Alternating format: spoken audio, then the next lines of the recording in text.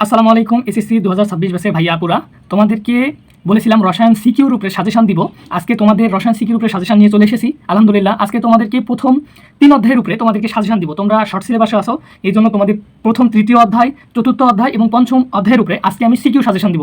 ইনশাআল্লাহ সাজেশনটা অনেক বেশি ইফেক্টিভ, তোমাদের পরীক্ষার জন্য লাস্ট মোমেন্ট সাজেশনটা ফলো করা অনেক বেশি হেল্পফুল হবে। হ্যাঁ, আশা করি তোমাদের খুবই উপকার হবে। চলো আমরা সাজেশনটা দেখি। আমরা সাজেশনে রসায়ন সিকিউ সাজেশনে তোমাদের জন্য কী সাজিয়েছি। চলো আমরা 3য় অধ্যায় পদার্থের গঠন। দেখো, এই পদার্থের গঠন অধ্যায় থেকে এইবারের জন্য সবচেয়ে গুরুত্বপূর্ণ যে সিকিউ পার্টগুলো সেগুলো আমরা তোমাদের জন্য দিয়েছি। তার মধ্যে দেখো প্রথমেই দেওয়া আছে রাদারফোর্ড এবং বোর পরমাণু মডেল। রাদারফোর্ড ও বোর পরমাণু মডেল, রাদারফোর্ড এবং বোর পরমাণু মডেলের যেই এক্সপ্লেনেশন বা বর্ণনা বা সাফল্য বা সীমাবদ্ধতা আছে, এগুলো খুবই গুরুত্বপূর্ণ, এগুলো খুবই মনোযোগ দিয়ে তোমরা পড়বা। দ্বিতীয় দেখো সর্বোচ্চ বেশি ইম্পর্টেন্ট যেটা, সেটা হচ্ছে ইলেকট্রনের কৌণিক ভরবেগ। এটা হচ্ছে এই যে MVR ইকুয়াল NH/2π যে সূত্রটা আছে, এই সূত্রের যে ম্যাথগুলো আছে, এইটা MCQ প্লাস সিকিউর জন্য এবার সবচেয়ে বেশি গুরুত্বপূর্ণ। ইনফিনিটি স্টার এটা এবার তোমাদের পড়বে গ নম্বরে প্লাস MCQতে পড়বে। এরপরে আসো আপেক্ষিক পারমাণবিক ভর, কীভাবে আপেক্ষিক পারমাণবিক ভর বের করতে হয়, এইটাও একটি গুরুত্বপূর্ণ একটা টপিক।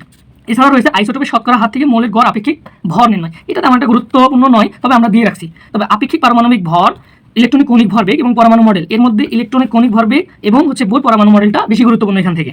চলো এরপরের অধ্যায়টা আমরা দেখি। 4র্থ অধ্যায় কি পর্যায় সারণী। 4র্থ অধ্যায় কি পর্যায় সারণী। এই পর্যায় সারণী অধ্যায় আমরা তোমাদের জন্য যা দিয়েছি সেটা হচ্ছে ইলেকট্রন বিন্যাসের সাহায্যে মৌলের গ্রুপ এবং পর্যায় নির্ণয়। এটা গ নম্বরে অনেক বেশি আসে। ইলেকট্রন বিন্যাসের সাহায্যে মৌলের গ্রুপ এবং পর্যায় নির্ণয় করে। ধরো একটা মৌল জিঙ্ক বা কপার বা ক্রোমিয়াম, একটা মৌল তোমাকে দিয়ে দিল, পদার্থ তোমাকে দিয়ে দিল, দিয়ে বললো এই মৌলের পর্যায় এবং গ্রুপ কত, এটা তোমাকে নির্ণয় করতে হবে। দ্বিতীয়ত দেখো মৌলের পর্যায়বৃত্ত ধর্ম। দেখো তোমার বইয়ে আছে আয়নীকরণ শক্তি কাকে বলে, ইলেকট্রন আসক্তি কাকে বলে, তড়িৎ ঋণাত্মক কাকে বলে, ঋণাত্মকতা কাকে বলে, এগুলো হচ্ছে খুবই গুরুত্বপূর্ণ গ এবং ঘয়ের জন্য। এছাড়া বলে রাখি কিন্তু আয়নীকরণ শক্তি, ইলেকট্রন আসক্তি, তড়িৎ ঋণাত্মকতা এগুলো ক নম্বরে ডেফিনেশনে অনেক বেশি আসে। হ্যাঁ, আচ্ছা দ্বিতীয়ত দেখো তোমাদেরকে আমি যেটা দিয়েছি সেটা হচ্ছে পর্যায় সারণী একই গ্রুপের মৌলগুলো রাসায়নিক ধর্ম প্রদর্শন করে। পর্যায় সারণীর একই গ্রুপের মৌলগুলো রাসায়নিক ধর্ম প্রদর্শন করে। তাহলে এখান থেকে 3টা টপিক থেকে তোমরা এবার সিকিউ কমন পাবে ইনশাআল্লাহ। এই সিকিউ কমন পাবে ইনফিনিটি স্টার, অনেক বেশি গুরুত্বপূর্ণ। তার মধ্যে হচ্ছে মৌলের পর্যায়বৃত্ত ধর্ম, আয়নীকরণ শক্তি, ইলেকট্রন আসক্তি ক নম্বরে ডেফিনেশন তো আসবেই, প্লাস মৌল দুইটা মৌলের মধ্যে বলবে আয়নীকরণ শক্তি কার বেশি বা ইলেকট্রন আসক্তি কার বেশি, বা বলবে ডান থেকে বামে গেলে ইলেকট্রন আসক্তি কমে না বাড়ে, এরকম কিছু কম্পারিজন তোমাদের দিবে। তো এইটা 2 নম্বর মৌলের পর্যায়বৃত্ত ধর্ম, আয়নীকরণ শক্তি, ইলেকট্রন আসক্তি, তড়িৎ ঋণাত্মকতা, এটা ইম্পর্টেন্ট। এবং হচ্ছে ইলেকট্রন বিন্যাসের সাহায্যে মৌলের পর্যায় এবং গ্রুপ নির্ণয় করো। এই দুইটা টপিক তোমাদের এইবারের জন্য অনেক বেশি গুরুত্বপূর্ণ।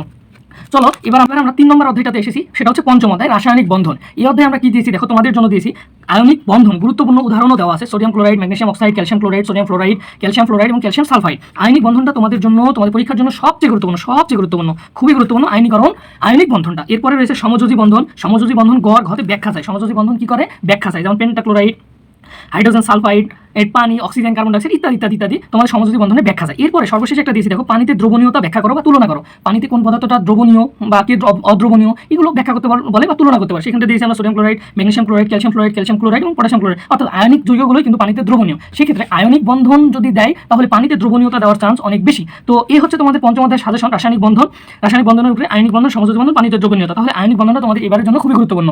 তো এই হচ্ছে তোমাদের 5ম অধ্যায়ের সাজেশন। এবং এখানে 3য় অধ্যায়ের জন্য সাজেশন দিয়েছি, 4র্থ অধ্যায়ের জন্য সাজেশন দিয়েছি। তো এই হচ্ছে তোমাদের প্রথম 3 অধ্যায় শর্ট সিলেবাসের রসায়ন সিকিউ সাজেশন। এরপরে ইনশাআল্লাহ পরের 3 অধ্যায়ের উপরে তোমাদের সিকিউ সাজেশন আসবে।